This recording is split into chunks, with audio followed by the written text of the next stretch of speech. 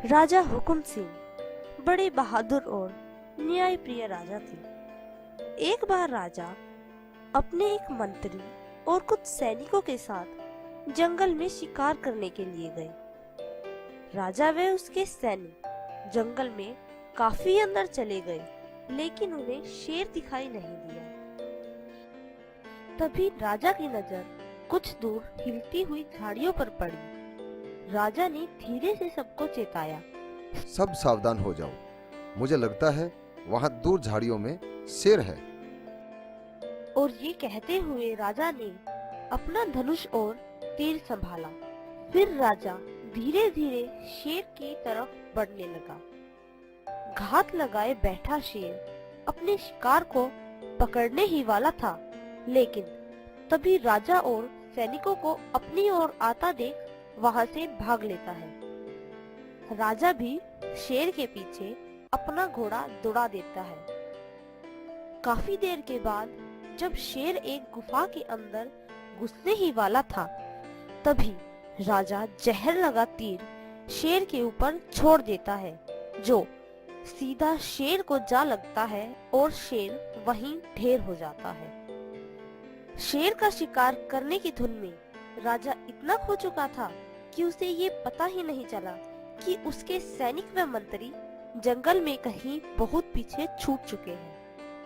अब घनघोर जंगल में राजा अपने घोड़े के साथ बिल्कुल अकेला था।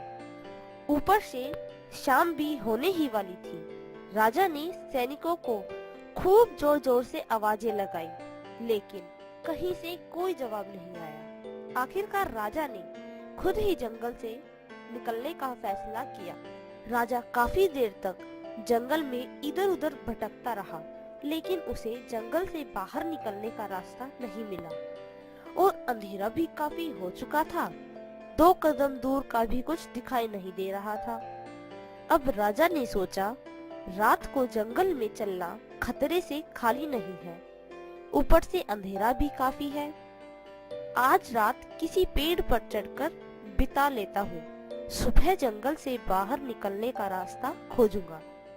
राजा घोड़े को एक झाड़ी से बांधकर एक पेड़ पर चढ़कर बैठ जाता है।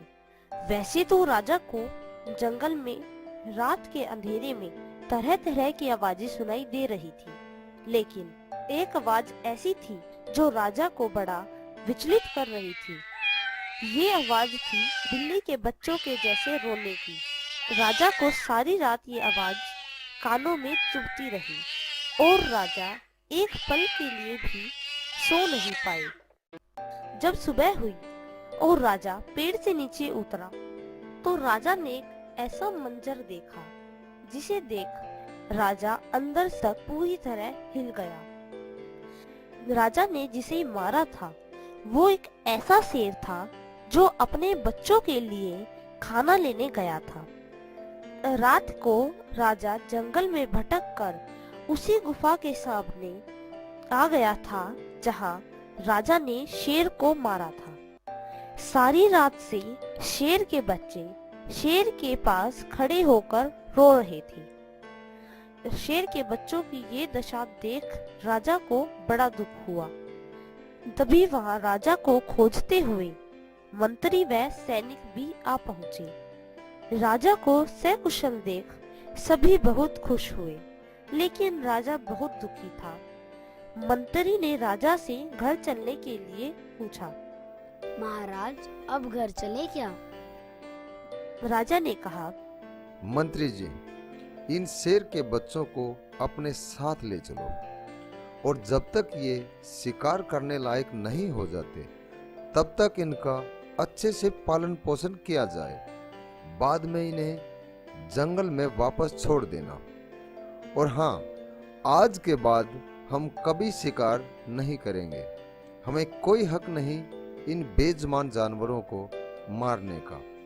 राज्य में ये घोषणा करवा दो कि आज के बाद जो कोई भी जंगली जानवरों को मारेगा तो उन्हें कठोर दंड दिया जाएगा।